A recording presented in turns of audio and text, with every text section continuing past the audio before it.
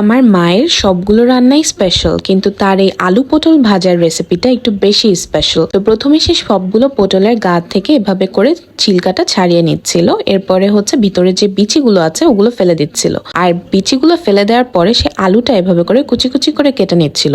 আম্মু যে সুন্দর করে আলু পেঁয়াজ সবজি কুচি কুচি করে কেটে নেয়, এত সুন্দর লাগে। এরপরে আমাকে আমার বোন নুডলস দিয়ে দিল ভিডিও করতে করতে। তারপর প্রথমেই এখানে ফ্রাইং প্যানে বা কড়াইতে তেল দিয়ে তার মধ্যে তেজপাতা পেঁয়াজ কিন্তু বেশ অনেকগুলো দিয়েছিল। এরপরে বেশ 6-7টা কাঁচামরিচ, তারপর হলুদের গুঁড়ো একে একে সব দিয়ে দিচ্ছিল। এরপরে একটু নাড়া দিয়ে তার মধ্যে যতগুলো পটল ছিল সেই পটলগুলো সব কুচি কুচি করা ওর মধ্যে ঢেলে দিল, এবং কুচি করা যে পটলটা প্রত্যেকটা কিন্তু একই মাপের ছিল।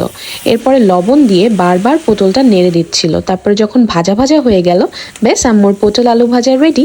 এবং এটা একদম সেরা একটা রেসিপি, আপনারা অবশ্যই ট্রাই করে দেখবেন। আমি তোমার ছায়ায় ছায়া